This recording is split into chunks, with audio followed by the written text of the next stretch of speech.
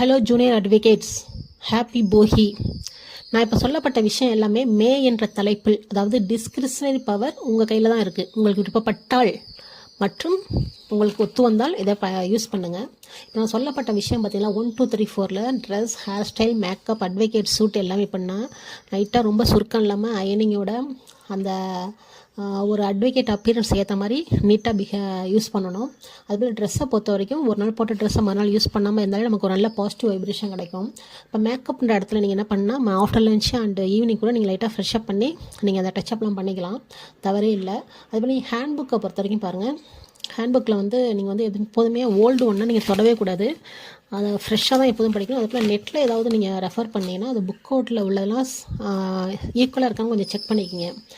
அதே போல் அக்சசரிஸ் பாருங்கள், அது நமக்கு தேவையான பிளைன் பேப்பர்ஸ் அண்டு ஃபார்மேட்ஸு, அந்த நூல் முதற்கொண்டு எல்லாமே நம்மள்ட்ட மேக்ஸிமம் பார்த்தா கையில் இருக்க மாதிரி பார்த்துக்கணும். அவைலபிலிட்டி, ஜூனியர் அட்வொகேட்ஸ் நம்ம வளர்கிற அந்த ஸ்டேஜில் இருக்கோம் இல்லையா, அதனால் மேக்ஸிமம் சேம்பர் அண்டு கோர்ட்லேயும் சரி மேக்ஸிமம் பார்த்தா அவைலபிள் இருக்க மாதிரி நம்ம பார்த்துக்கணும். அதே போல் அப்சர்வேபிள், இப்போ கோர்ட்டில் ஒரு வழக்கு நடக்குது, அந்த வழக்கில் என்னெல்லாம் எப்படி அவங்க விசாரிக்கிறாங்க, எப்படி கேஸ் நடத்துகிறாங்க, அதில் எப்படி ஜட்ஜஸோட வியூ எப்படி இருக்குது, அவரோட டெசிஷன் எப்படி இருக்குது, அந்த கேஸ் யார் சார்பாக தீர்ப்பானுச்சு, அந்த விஷயம்லாம் கொஞ்சம் நீங்கள் நோட் பண்ணிக்கணும். அதுபோல் நோட்ஸுங்கிறது வரைக்கும் உங்களுக்கு தேவையான விஷயத்தை நீங்கள் நோட்ஸ் எடுத்து வச்சுக்கணும், சின்ன நோட்டை போட்டு. அப்புறம் பொதுவாக ரெஸ்பெக்ட் சீனியர் அட்வொகேட்ஸ், எப்போதுமே நம்ம சீனியர் அட்வொகேட்டை மதிக்கணும். நம்ம கோர்ட் டெக்கரமில் அதுவும் ஒன்று. அதே போல் கோர்ட்டுக்கு அவங்க வரும்போது இடம் இல்லைன்னா ஏதாச்சும் இடமும் கொடுக்கணும். இது நிறைய பேர் பண்ணுறதில்ல, சரிங்களா. அப்புறம் பார்த்திங்கன்னா கேஸ் பொதுவாக எல்லாமே கேஸ் நடத்த தான் விருப்பப்படுவாங்க. சில பேருக்கு விருப்பம் இல்லாதவங்க கூட அட்லீஸ்ட் ஒரு கேஸாக நடத்துறதுக்கு நீங்கள் பேசிக்கான விஷயத்தெல்லாம் கற்றுக்கணும்.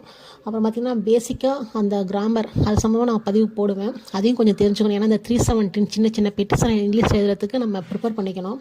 அப்புறம் பேட் பிஹேவியர், முக்கியமாக கோர்ட்டில் பொறுத்த வரைக்கும் இந்த ஜட்ஜோட பார்வைக்கு நம்ம முதுக காமிச்சு நிற்கிற மாதிரி, அப்புறம் தேவையில்லாமல் அங்கே அந்த டைஸ்கிட்டே குறுக்க நடக்கிறது, அப்புறம் அந்த மாதிரி விஷயத்தெல்லாம் கொஞ்சம் அவாய்ட் பண்ணிவிட்டு அந்த கோர்ட் டெக்கரும் கொஞ்சம் ஃபாலோ பண்ணணும்.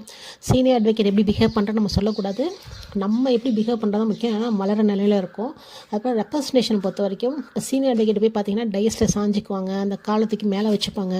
நம்ம அதெல்லாம் செய்யக்கூடாது. இந்த கோர்ட்டில் அவங்க ஃபோன்லாம் இப்படி எடுத்து பார்த்துட்ருப்பாங்க, நம்ம அந்த மாதிரி பண்ணக்கூடாது. ஏன்னா நம்ம வளர்கின்ற நிலையில் இருக்கோம் இல்லையா, சீனியர் அட்வொகேட் பண்ணுறதை நம்ம பண்ணக்கூடாது.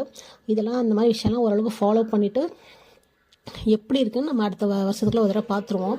அதே போல் இந்த பதிவுகள்லாம் நீங்கள் விருப்பப்பட்டால் மட்டும் செய்யுங்க, விருப்பம் இல்லைன்னா விட்டுருங்க. மேக்ஸிமம் பார்த்தா அடுத்த பதிவிலேருந்து கோர்ட் ப்ராக்டிஸ் சம்மந்தமான அந்த விஷயங்கள்லாம் 1 by 1 போடுறேன், சரிங்களா. தேங்க்யூ.